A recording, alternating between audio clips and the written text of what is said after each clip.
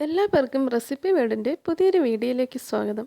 ഇന്ന് നമ്മൾ ചെയ്യാൻ പോകുന്നത് വളരെ എളുപ്പത്തിൽ തയ്യാറാക്കിയെടുക്കാൻ പറ്റുന്ന ഒരു ഗോതമ്പ് ദോശയുടെ റെസിപ്പിയാണ്.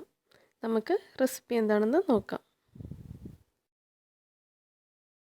അതിന് വേണ്ടിയിട്ട് ഞാനിവിടെ 1 കപ്പ് ഗോതമ്പ് മാവ് എടുത്തിട്ടുണ്ട്. അത് നമുക്ക് ഒരു ബൗളിലേക്ക് ഇട്ട് കൊടുക്കാം. ഇനി അതിലേക്ക് ഒരു നുള്ളു സോഡാപ്പൊടിയും ആവശ്യത്തിനുള്ള ഉപ്പും കൂടി ചേർത്ത് അത് നന്നായിട്ടൊന്ന് മിക്സ് ചെയ്ത് കൊടുക്കാം.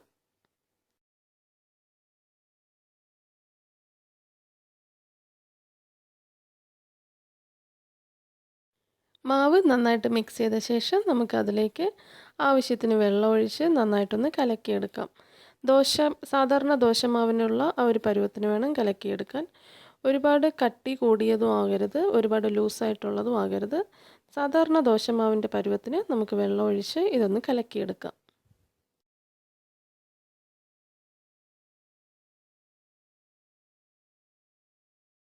ഇനി നമുക്ക് കലക്കി വെച്ചിരിക്കുന്ന മാവിലേക്ക് 1/2 ടേബിൾ സ്പൂൺ അളവിൽ നെയ്യ് ചേർത്ത് കൊടുക്കാം. നെയ്യ് ചേർത്ത ശേഷം നന്നായിട്ടൊന്ന് മിക്സ് ചെയ്ത് അത് യോജിപ്പിച്ചെടുക്കാം.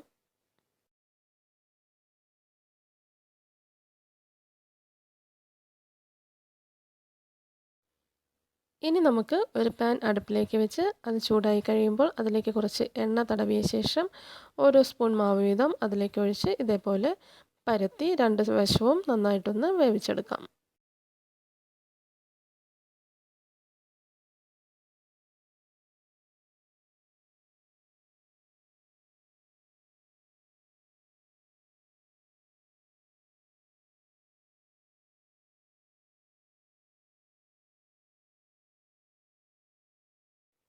ഇന്നത്തെ റെസിപ്പി വീഡിയോ എല്ലാവർക്കും ഇഷ്ടമായി എന്ന് വിശ്വസിക്കുന്നു. ഇനി മറ്റൊരു വീഡിയോ ആയിട്ട് ഉടൻ തന്നെ വീണ്ടും കാണാം. താങ്ക്